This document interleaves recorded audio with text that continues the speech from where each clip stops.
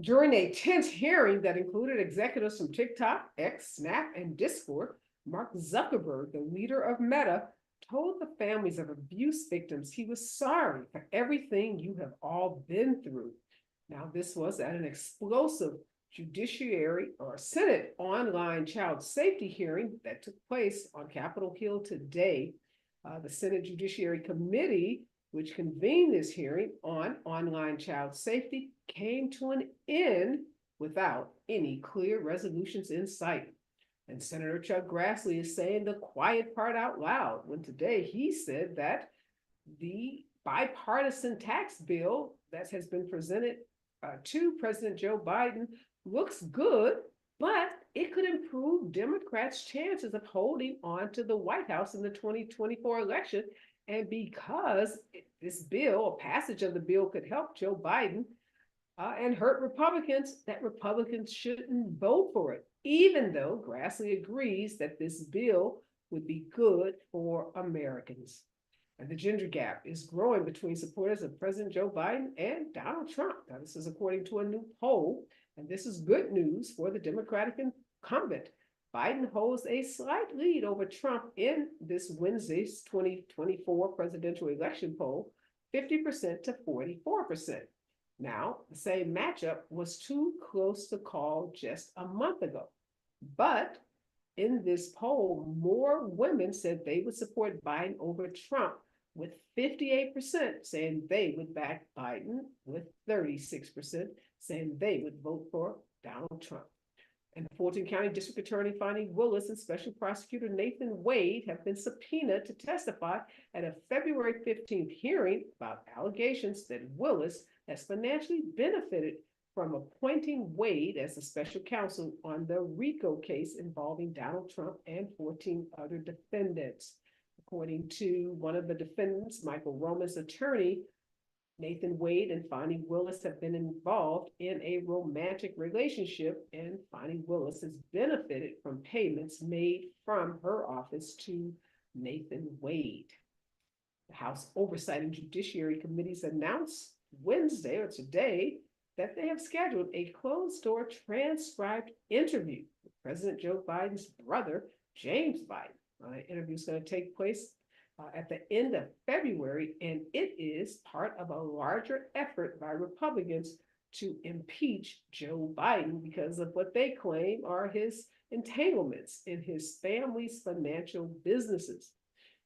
Of course, there hasn't been any evidence to support those claims, and Colorado Secretary of State has asked the Supreme Court to conclude that Colorado can lawfully bar former President Trump from the Republican primary ballot because of his actions in 2020 that culminated in the January 6th attack on the Capitol. The Supreme Court is set to review several cases in which states have determined that Trump is disqualified from being on their ballots because of the January 6th attack. This Secretary of State, Colorado Secretary of State, has weighed in, and she's urging the Supreme Court to keep him off the ballot in her state.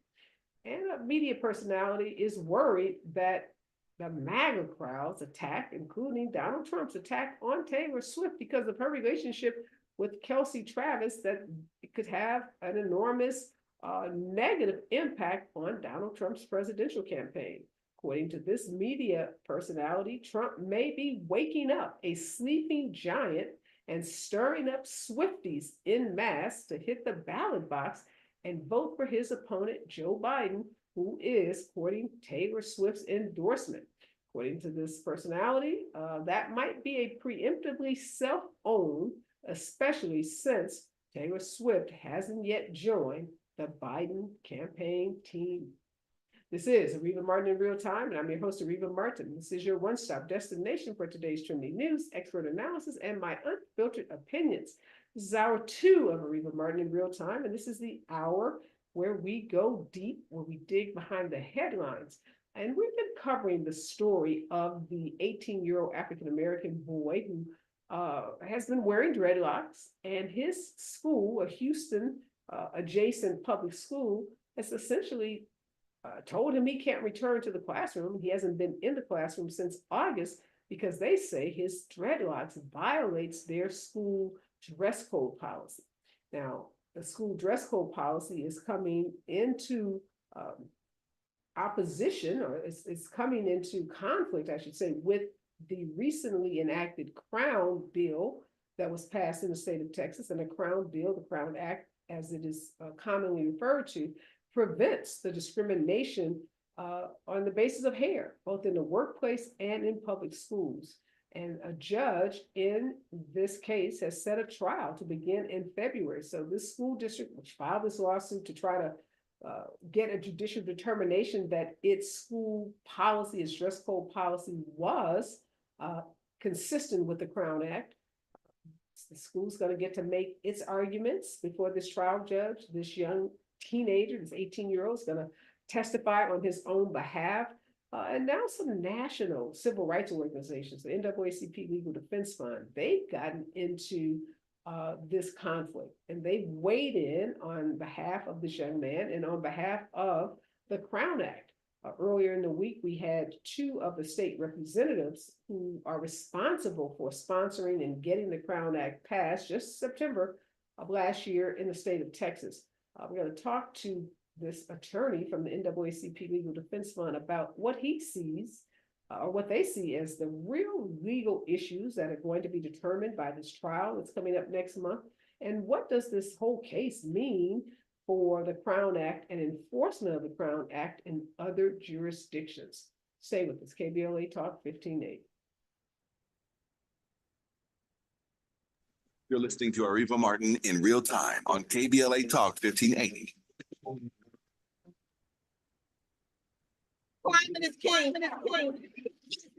At KBLA Talk 1580, we believe that caring for the community means caring about the climate.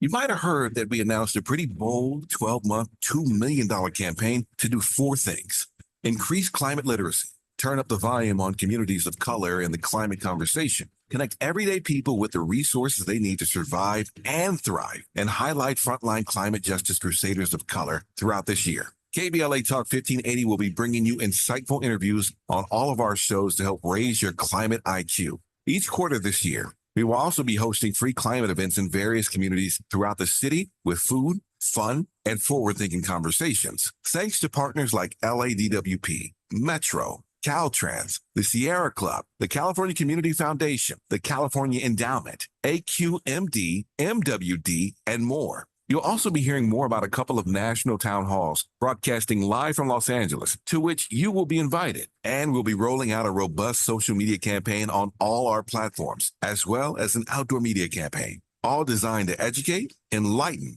and empower you in our fight for climate justice. Caring about the community means caring about the climate. At KBLA Talk 1580, we believe that we really can change the world if we care enough and care enough and care enough and care enough.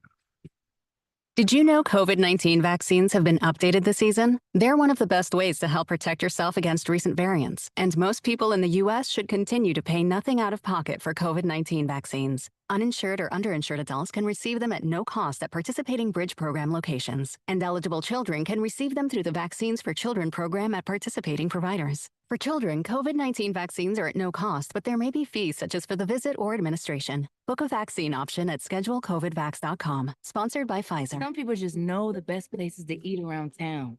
Those are the people who know to choose Allstate. They know exactly where to go to get exactly what you're wanting. They know where to find the spiciest hot pot, the gooeyest brownies, and the tenderest, most flavorful portobello steak. Those people also know that safe drivers save 40% with Allstate. Saving 40% is based on the national average premium savings for all state auto customers with a clean driving record versus those without. Savings vary by state and vary based on how you buy, subject to terms, conditions, and availability. Allstate Fire and Casualty Insurance Company and affiliates, Northbrook, Illinois.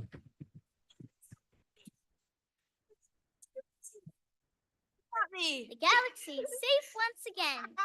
In the pretend universe, kids play with pretend guns. In the real world, it's up to us to make sure they don't get their hands on a real gun. If you have a gun in the house, keep it locked, unloaded, and stored separately from ammunition. Safe gun storage saves lives. Learn how to make your home safer at endfamilyfire.org. That's endfamilyfire.org. Brought to you by End Family Fire, Brady, and the Ad Council.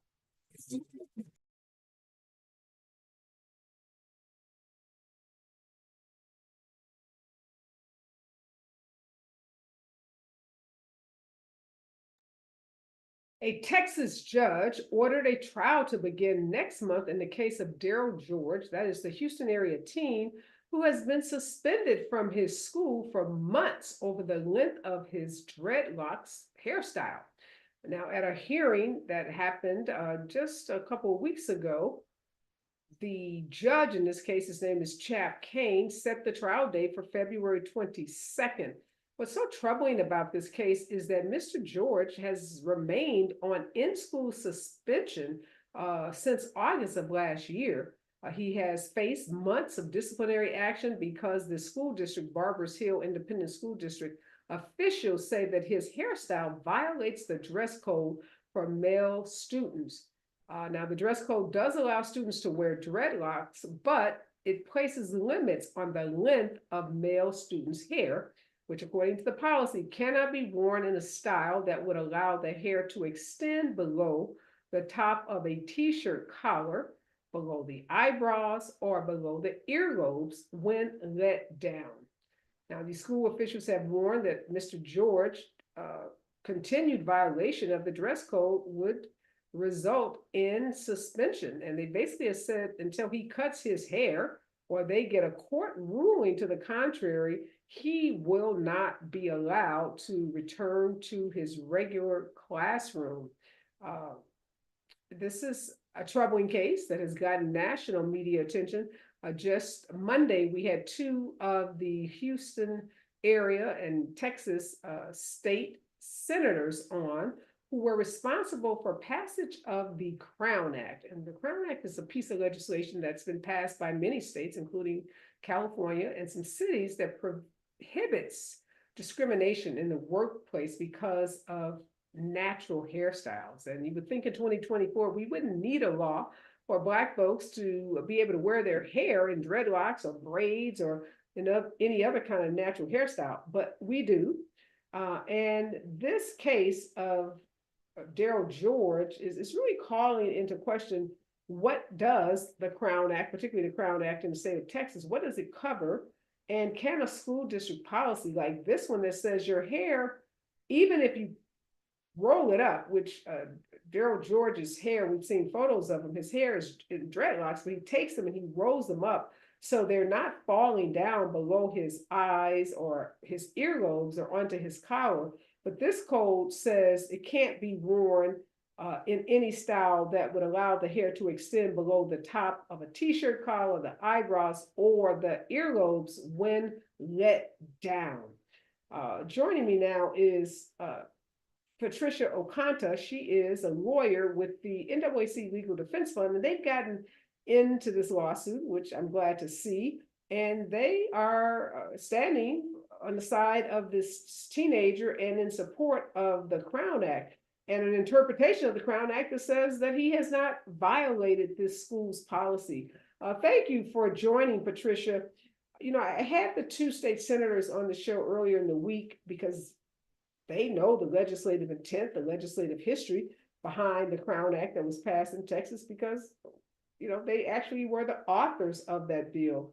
And they have said very publicly, they were in court with the family, that the Crown Act, based on their legislative intent, does cover someone like Daryl George. Yet, the family was not successful in getting an injunction that would have prevented the school from blocking his attendance in the classroom. The court, obviously not convinced, and moved forward with setting this case for trial. Are you surprised that this case has, you know, not been resolved out of court, that here we are almost a year into this and this young man has to now go and sit in a courtroom and try to plead his case? I am very surprised, and I'm troubled, really. And just to take a step back to sort of set some foundational context about what's going on in Texas, and particularly at this school district. So the Legal Defense Fund does not represent Daryl George or his family. He's represented by a different attorney. However, we understand, and I'm sure Representative Bowers, who was on your call earlier, understands that the Texas Crown Act was inspired, at least in part, by our clients who have an ongoing lawsuit against the same school district. Our clients, DeAndre Arnold and Caden Bradford, They both attended schools in Barbers Hill Independent School District for the majority and really all of their education. And they both had long locks, similar to Daryl. And so given the nature of these circumstances, it's surprising because we think it's quite evident that this act protects the targeting of students with long locks, as well as braids, afros, other protective and culturally significant styles, given that it was enacted as inspired by our clients with those hair formations. I think previously when the law was being debated in the Texas legislature, they referred to it as the DeAndre's law. And the Crown Act is really a direct and explicit repudiation of dress and grooming codes that target students for wearing culturally significant styles like long hairstyles. And so it's a shock. We are battling these forms of discrimination as they change through time, day by day. That's what we do at the Legal Defense Fund. So it's troublesome, but we definitely continue the fight. So what's the status of the actions brought by the Legal Defense Fund for the two young men that you identified who wear their hair in a similar way as Daryl George? Correct. Our clients, both DeAndre Arnold and Kaden Bradford, had long locks, and they were subject to the policy at Barbers Hill Independent School District. That policy disrupted DeAndre's ability to join his classmates for graduation, to walk across the stage. This stellar student that had, really no infractions with getting in trouble other than sort of targeting and disruption from his hair, was not able to walk with his peers and graduate. Thankfully, that lawsuit that we filed included a preliminary injunction, which allowed Kaden Bradford, which is DeAndre's younger cousin, to proceed through Barbers Hill without the policy being enforced against him for his junior and senior year of high school. So he was able to graduate without disruption as this case proceeds through the federal courts. But where's the case now? So DeAndre Arnold graduated. Mr. Bradford was allowed to stay in school and to graduate with his class. So are you in the discovery phase? Like, what phase of the lawsuit are you in? That is a tremendous question. We are in the discovery phase. A particular discovery order was recently actually appealed to the Fifth Circuit. So we are waiting to wait out those issues before our case actually proceeds for trial in the future. So what is it that the school district, their policy, and I guess I'm reading their policy, and is it this line at the end of what I'm reading? I don't know where it comes in the actual policy, but it says that would allow the hair to extend below the top of a t-shirt collar, below the eyebrows, or below the earlobes when let down. Is that kind of the phrase that all of these three cases are turning on? This concept of your locks can't be longer than your eyebrow or your collar if you took them out of a ponytail or you took them out of, some kind of bun that you may have. Is that the issue here? So we look at the hair policy in its totality, and in its totality, we see a couple of things. We see that due to the language of the hair policy, students, particularly Black and Indigenous students and other students of color, are not able to maintain, right? They cannot practically maintain culturally significant hairstyles due to the language and the policy as looked at in totality. We also compiled some research when we initially filed our case on behalf of Mr. Arnold and Mr. Bradford in 2020 that showed that due to those provisions, the dress code was disproportionately enforced against Black students in the school district. And so we're not narrowing down to any particular circumstance. What we are seeing in totality with both the language and the enforcement of this hair policy is that it appears that students of color are not able to maintain culturally significant hairstyles. And at least when we did our research in the past, it was disparately enforced or disproportionately enforced against students of color, particularly Black students. And I think this is extremely important really to hone in on. So what the Crown Act does, which the Crown Act wasn't actually law in Texas when we filed our original lawsuit, but what the Crown Act does is it really clarifies that this sort of targeting, right, any sort of language in dress and grooming codes that targets particularly culturally significant hairstyles, is considered race discrimination, right? The Crown Act clarifies that unequivocally. So whether you cut and paste different language, at the end of the day, we understand the Crown Act to say that, whether on paper or as applied. So in practice, if these sorts of policies target, discriminate, single out Black students, it's against the law. Well, let me ask you this. So do you know how many school districts in this area, this Houston area, maybe even the whole state of Texas, have similar dress code policies that address how students wear their hair? I mean, is this pervasive, or are these school dress code policies, prevalent in this area? So what we're seeing specifically in Texas and actually across the nation is that for the school districts that do have this sort of language, they are opening their eyes and they're learning about how these policies can have the effect of targeting Black students, Indigenous students, and other students of color. And we've seen school districts really take initiative, examine and eliminate any sort of language which could Right, but have. I'm just trying to find out, are policies like this prevalent in school districts throughout Texas, or you can broaden it to across the country? I'm just trying to understand, are these prevalent? Before you get to changing them, do they exist? Is this a big deal?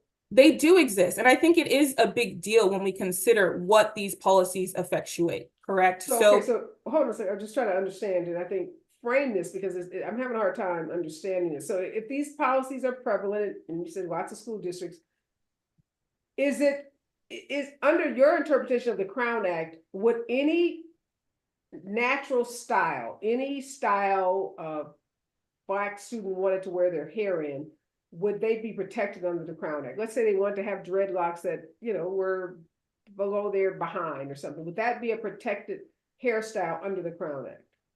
We understand the Crown Act to protect all culturally significant hairstyles. So if a student can articulate, or if the public can articulate how a particular style is significant to a particular culture or heritage, then it would be protected under the Crown Act.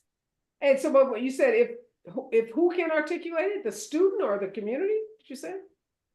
Correct.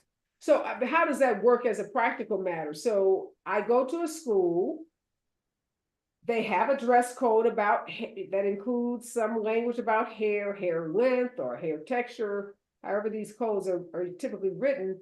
I have dreads that are, down below they fall below my shoulders. I come into the school. Do I then have to go into the principal's office and say, look, I've looked at the dress code and this is a culturally significant hairstyle, and based on the Crown Act, I'm not bound by what's in your dress code language? I think what's important here and how you characterize it is that we should not put this onus on students, right? That's what I'm trying to understand. How does it happen? We should not burden students in always having to proactively communicate the significance of their hair, their culture, their heritage. School districts really should take initiative in understanding the differences and embracing the differences in their student body and really uplifting different cultures and heritages and eliminating any sort of provisions that could deter a student from expressing their identity. I agree with you, but I'm just trying to understand, if you're in a place that they're not as evolved, they're not doing what you've said in terms of evaluating their policies and making changes. I'm just trying to understand, as a practical matter, if you're a parent and you find yourself in one of these situations, is it enough for you to go into the school if they have not done exactly what you said, to say, I believe my son or daughter is protected under the Crown Act and should be allowed to wear his or her hair however they choose? Absolutely. If a parent chooses to advocate for their child, we absolutely encourage that. We have resources on our website describing what the Crown Act protections cover, as well as why is it important for these protections. And so if a parent sees a dress or grooming code that has or language that bars a particular culturally significant hairstyle, they should absolutely flag that for the school and encourage the school to change those policies, because Black hair is truly an expression of identity and culture. Yeah, and when we come forward, I want to talk about how the definition of culturally significance gets defined broadly, and then what you anticipate the evidence will be in this case involving Mr. George, because there seems to be some disputes about, again, what the school is allowed to do, obviously, versus what the Crown Act permits an employer or a school district to do. Stay with us, KBLA Talk 1580. Time is the right time. More of Areva Martin when we come forward. I'm Amber Payton. Here's the latest on the Black Information Network. A civil rights pioneer and judicial trailblazer is being recognized by the U.S. Postal Service with a celebration and commemorative stamp. Judge Constance Baker Motley is being honored with the 47th stamp in the USPS's Black Heritage Series. In 1966, Judge Motley became the first Black woman to serve as a federal judge and the first to argue a case before the U.S. Supreme Court. She played a key role in knocking down legal segregation, winning 9 of 10 cases she argued before the High Court. Judge Motley passed away in 2005.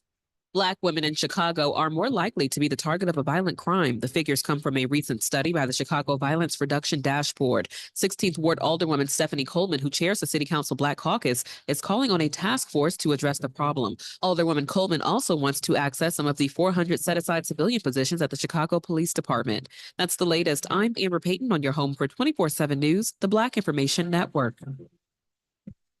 Now, Los Angeles on the 10 West after Maple Avenue got a stall that is cleared over to the right shoulder. Traffic still a little slow from the 5 and the 101 split. Carson 110 south after the 405. That's a crash. The second lane from the left is blocked. And you can see some delays from the 91 freeway. Pico Rivera 605 south at Beverly Boulevard. That's a crash in the right lane, and it's going to be backed up from the 60. And Long Beach 710 north at Willow Street. That's a crash moved to the right shoulder, and traffic still very heavy coming from Pico Avenue.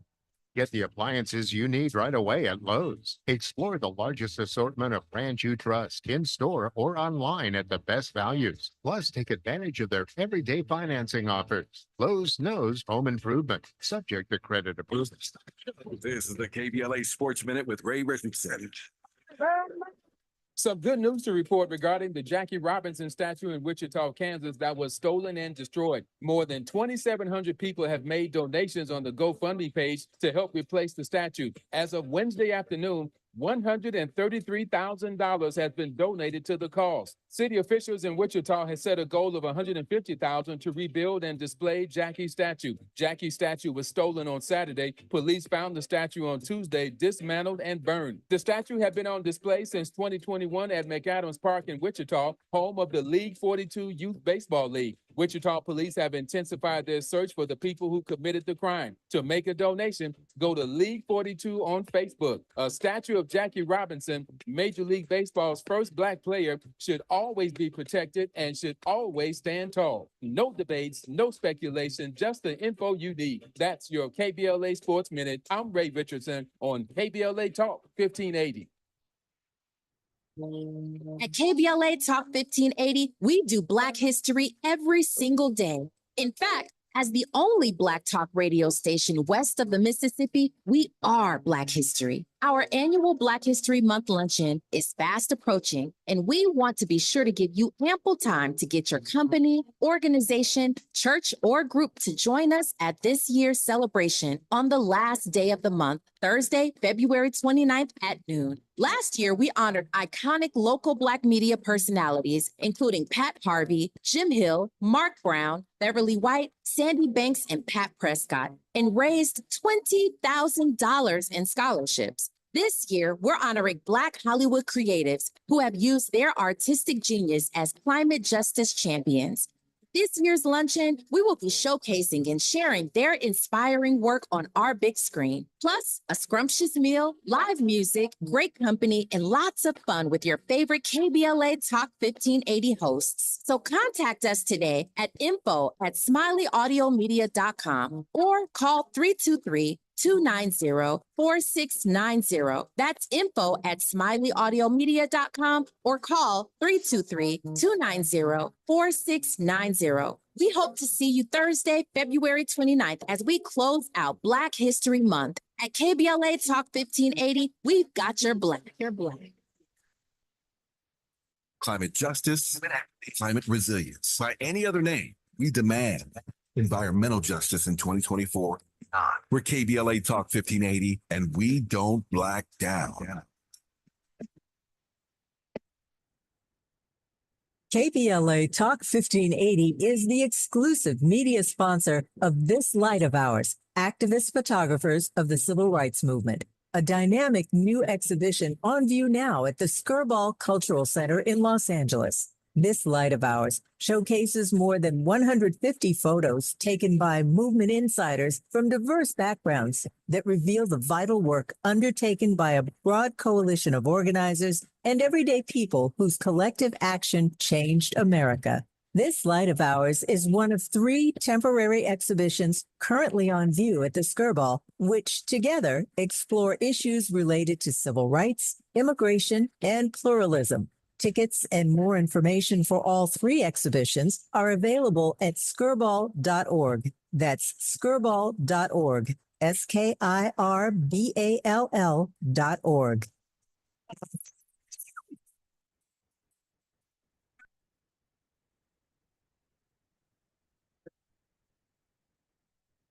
It's KBLA Talk 1580. Talk radio. Let music to your ears. We're unapologetically progressive. KBLA Talk 1580.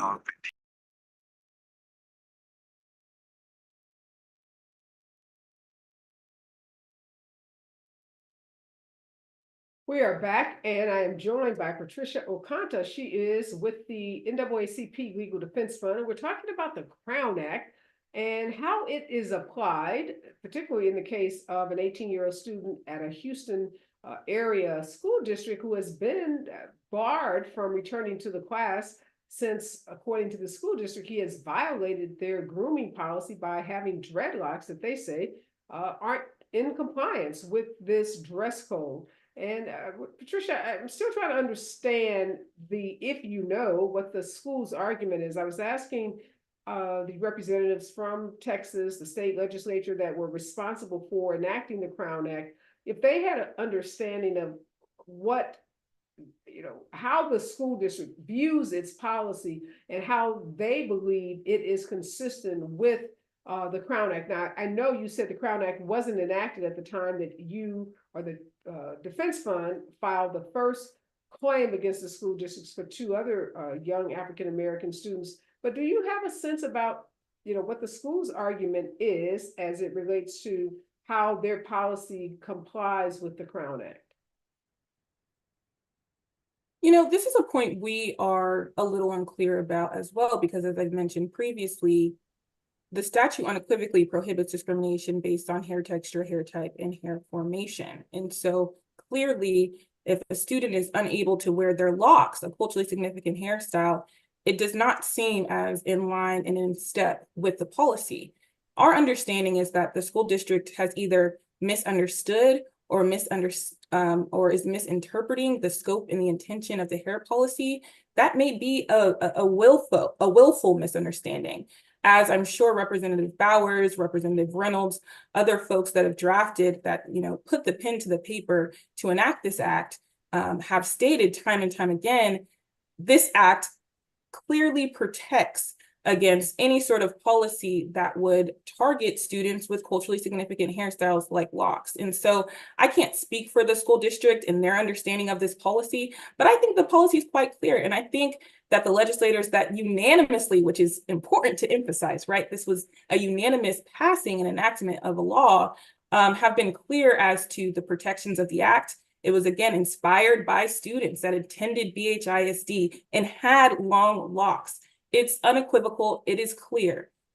Hairstyles that are protective, hairstyles that are culturally significant are protected under this law. It's interesting. One of the state reps said that she had been urged by some to amend the statute to include the word length. She said that one of the arguments that she is hearing or has heard about why the school district may believe that it is not in violation of the Crown Act is because apparently the word length, i.e. meaning how long someone's hair is not included in the statute. Now she says, of course, consistent with what you're saying, that by no means does the statute is the statute intended to, parse out the types of culturally significant or protective hairstyles that someone would wear, and that every single word not being in the statute does not mean that it can be interpreted to have, to mean that hairstyle in particular should be excluded. Have you heard that argument as well, that, well, maybe they should just amend it to say that a school district, can't have a policy, or that the Crown Act covers the length of someone's hair? So I think, what I mentioned earlier, that the statute's been quite clear. The drafters of the bill and the now enacted legislation has been quite clear. To the extent they want to further clarify it, we welcome it. We welcome also, we recently joined 12 other civil rights organizations to urge the Texas Education Agency and other enforcement agencies in Texas to offer guidance to the extent that school districts need clarification. Offer this guidance to ensure that they do not stand in the way of the protections of the act. But I think an important point here that maybe some folks that are missing is that even grooming policies that appear neutral on their face but have a discriminatory impact on Black or Indigenous or other students of color may also be in a violation of the act. So, for instance, if there are gender-specific hair length restrictions that may disproportionately impact male students of color, that would also be in violation of this act. It does not have to be solely in the express language of a policy that bans locks, braids, other culturally significant styles, in order for that policy to be in violation of the act. Even a neutral policy that in effect has a disproportionate impact on students of color is also in violation of the act. And so that is something that is clear, that to the extent school districts need clarification on, that we have offered plenty of materials and resources. We really urge our enforcement agencies in the state of Texas to also issue resources to offer that clarification. But again, willful ignorance about the significance of particular hairstyles or the protections offered, the really broad and expansive protections offered by the Texas Crown Act does not absolve a school district or any other individual from meeting the requirements of the law. Yeah, and one final point I want to talk about is this culturally significance. Who decides that? So if a white student says, I'm wearing my hair long because culturally this is significant to me, like, are they allowed to make that same claim? I think we can look to a lot of factors as to what is determined to be culturally significant. If we look specifically in the text of the Crown Act, they outline some styles that may be culturally significant, but I think we can also look to, public information, popular culture. With things like locks, long locks, braids, afros, there is no dispute that those styles are culturally significant to the Black identity. Really dating back to the 15th century, hair wasn't only a cosmetic concern for Black people. It's been a social, aesthetic, and really spiritual significance intrinsic to Black folks across this country. So when we're speaking specifically about Black identity, afros, braids, twists, they have long served as a source of cultural pride and tradition, as well as culture and religious expressions. And so I can't speak specifically on what a hypothetical student may or may not argue about the significance of their styles. But if we look to history, if we look to popular culture with the natural hair movement, if we look to religious and other cultural significant indicators, it is clear that particular styles often worn by Black people have a cultural and racial significance. And final question for you, Patricia. Have you seen other school districts outside of Texas grapple with how they deal with their grooming policies, particularly in states where there has been enactment of a Crown Act? California has a Crown Act. I know there are a huge number of states now that are enacting Crown Acts. Is this happening in other places, or is this kind of a limited situation in Texas? It is happening in other places, and part of it is just a lack of education. School districts may not know or may not intend to harm students in this way. So to the extent we can educate parents, school districts, other advocates about the harms that these sorts of policies have on children, the racial stereotypes in which these sorts of policies perpetuate. School districts that we have encountered, that we sort of flag these things for them, are quick to make changes. Well, thank you so much, Patricia, for your insights. Thank you for the work that the NAACP Legal Defense Fund is doing around the country on this issue. Obviously, we're going to be watching what happens in that trial next month of 18-year-old Daryl George, see what the outcome of that hearing is, see if he's allowed to go back to school, which is our hope for him, and hope that the school district does amend its policy so that, you know, the next student that wants to wear a natural hairstyle or protective hairstyle doesn't have to become the face of some entire movement. I can only imagine what Daryl George and his family has gone through as a result of this very, very high profile, you know, very, very talked about case. Again, thank you for joining me, and good luck to the NAACP Legal Defense Fund on these issues. Stay with us when we come forward. More up-to-date breaking and trending news right here on KBLA Talk 1580. You're listening to Areva Martin in real time on KBLA Talk 1580.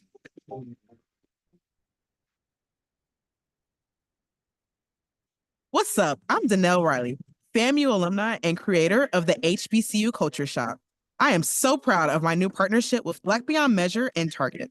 They help me elevate community pride with my HBCU designs and continue to support Black creators and entrepreneurs with Target HBCU challenges, scholarship programs, and campus collaborations. Let's come together this homecoming season and beyond. Shop my brand and discover other Black-owned products at target.com/BlackBeyondMeasure. There's only a few days left for open enrollment, starting at $0 a month. LA Care Covered offers the benefits you need to achieve your health goals. $0 preventive services, 24/7 virtual care and nurse advice lines, walk-in minute clinics, free fitness and nutrition classes, and more. Become a member of LA's most affordable health plan. Get a free instant quote at lacarecovered.org. Have open enrollment questions? Connect with us today at 855-222-4239. Find your affordable path to wellness with LA Care Covered today. Cover California is a free service from the state that's already helped millions of people like you get and pay for health insurance. With financial help to lower the cost of health coverage, you could get a quality health plan for less than $10 a month. Every plan covers preventive care, doctor visits, emergency care, and more. If you have questions, we're here to help every step of the way. Cover California, this way to health insurance. Enroll by January 31st at coveredca.com. KBLA Talk 1580.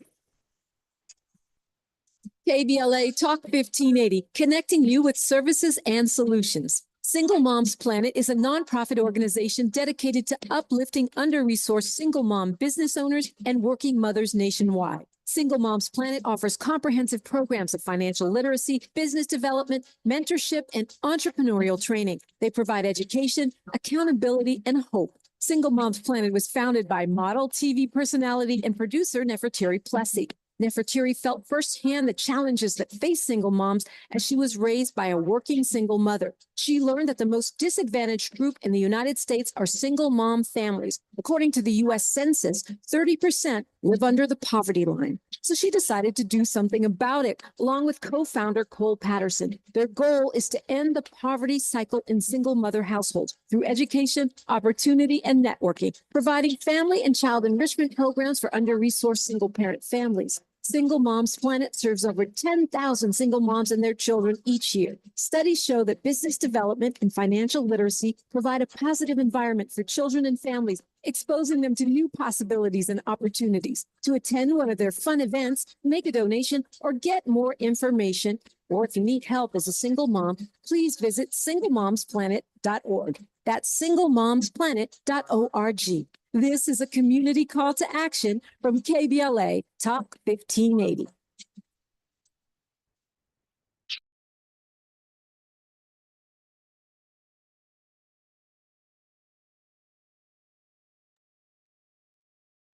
We are back. And earlier in the show, I talked about this bipartisan tax bill and the fact that one of our senators, Senator Grassley from Iowa, basically said the quiet part out loud and basically said, don't pass this bill, Congress. because if you do so, you are going to be helping Joe Biden. This is an election year, according to Grassley, and in this year, we don't want to do anything, according to him, that would help Joe Biden, even if it was for the benefit of the country. Because according to Grassley and others, the main goal in this year is to return Donald Trump to the White House, to try to regain control of the Senate and to maintain control of the House with even a larger GOP margin. So Grassley was out along with others, really encouraging lawmakers to ignore their obligation, ignore their fiduciary, yes, I'll call it fiduciary duty to their constituents, to vote on a piece of legislation that would enhance the lives, that would improve the lives of their constituents. Well, in some breaking news, and contrary to Senator Grassley's wishes, the House has passed a bipartisan tax bill, and they did it, yes, in an election year. Now, this doesn't mean that this bill is going to be signed into law this year before the election, but it is a huge, huge step in the right direction. This bipartisan, and that word is almost hard to repeat because we've not seen this Congress, this US Congress, be able to do very much of anything that involved votes by both Republicans and Democrats. They have been so splintered, so divided, that even common sense things have eluded them. But today, in history-making fashion, the House approved a $78 billion tax package. Now, again, this is with a large bipartisan margin. This effort is a test of this dysfunctional Congress and its ability to get anything done for the people. These numbers are somewhat staggering. Now, 357 to 70, which means that it garnered votes from both Republicans and Democrats. Only 47 Republicans voted against it, and only 23 Democrats voted against it. You may be asking, why am I so excited about this bill? Well, I am so excited about this bill because even though it does extend some tax cuts for big businesses and provides some benefits to businesses, this bipartisan bill also provides some urgent tax relief for working families, families that I care about, people that I care about, people that you care about. And in this bill, there are some tax relief and some benefits for families, as well as some benefits for small businesses.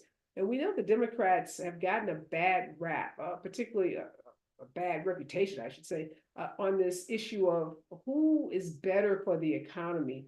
And there's this myth that's really been pervasive that somehow Republicans are better on the economy than Democrats, and the Democrats just want to spend, and that these trickle-down economic theories that Republicans have somehow are better for middle class and working class people. And the Republicans' theory is that if we give tax breaks to the biggest companies, if we don't make big corporations pay their taxes, if we don't make these multi-billionaires pay their taxes, then guess what? Maybe some of their wealth, some of their benefits will trickle down to workers, will trickle down to everyday people. And despite that myth being perpetuated for years and decades, it's just not true. It's simply false. And there is no evidence that Republicans are better for the economy. And quite frankly, the evidence is contrary to that. What we do know about Republicans is that when they have control of the House and the Senate and the White House, they pass legislation that benefits other wealthy people. And that so-called trickle-down economic theory that was taught at my undergraduate college, the University of Chicago, it never happens.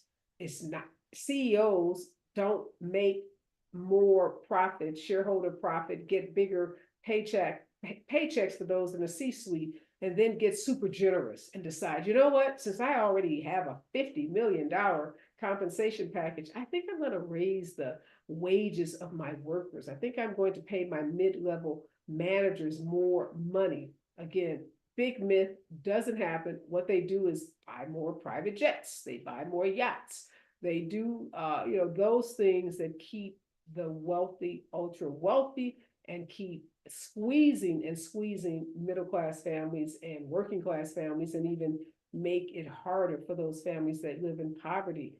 So I'm excited about this bipartisan legislation, and I hope to get you excited about it, because maybe that will cause all of you to contact your senators to tell them that they need to pass this legislation, because it's leaving the House and it's going to go over to the Senate, where it's going to face some fierce opposition, because we already know how folks like Chuck Grassley feel about enacting any legislation that in his narrow mind is going to help Joe Biden. And that's what a lot of people hate about our politics. They say, look, politicians aren't there to serve people. They are there to serve themselves and do that which is going to keep the powerful class in power. And I just hope that this is one of these years and one of these times where that we're able to undermine that, and that we see the opposite happen, that senators in the Senate will once and for all look at people, everyday people, and do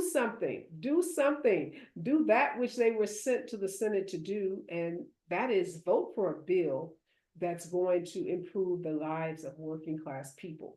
Now, one of the provisions in this, massive piece of legislation is restoring the child tax credit. You guys remember the tax credit? Remember when Biden was first elected, we had control of the House. He was able to get a tax credit passed that allowed more than 35% of children living in poverty to be brought out of poverty, because cash money was being paid to families. A lot of single families, a lot of single moms were able to get tax credit actually in the form of compensation. Some parents were getting as much as $300 per child. And we know that that money was spent on childcare, was spent on food and diapers and those necessities that parents need. Well, this tax credit that's included in this massive bipartisan bill, it's not going to be as generous as the tax credit under Joe Biden, but it will restore some benefits to families. It will help bring some children out of poverty, and it will help those families that are struggling to make ends meet. And so that's reason enough for me to get behind it and to celebrate it, because I know how difficult it is for families. I have run a nonprofit. I work with families that live in low-income communities, and I know how families struggle to make ends meet, even when we are experiencing record high employment, and even when Black unemployment rates are as low as they have ever been, or definitely been in our lifetime. There are still lots of families who live on the margin, lots of families that need help, that cannot make their monthly rental payments, their car payments, their insurance payments, and put food on the table. So I just hope that Chuck Grassley is outvoted. I hope that his voice is silenced. I hope that his cynicism about enacting legislation, bipartisan legislation that can benefit working class families, I hope that cooler heads and more reasonable heads in the Senate prevail, and that Republicans and Democrats will get behind this $78 billion tax package that is going to benefit, again, working class families, small businesses. Yes, it's not everything we want as Democrats, but being an activist and being a legislator are two different things. And the language of activism and the language of governance are different. And the language of governance is compromise. And that means that our lawmakers often have to give up something, and in this case, extending some tax benefits to wealthy people and corporations in order to get something for working class people.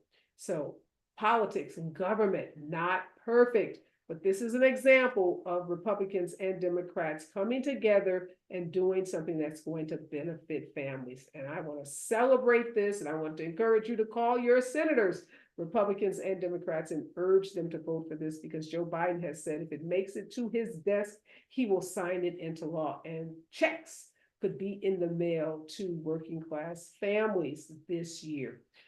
All right, we are out of time. Thank you so much for joining me. We will be back tomorrow at the same time, so make sure you tune in for Areva Martin in real time. The next voice that you hear will be Robin Ayers and the Raw Report right here on KBLA Talk 1580. Don't touch that dial.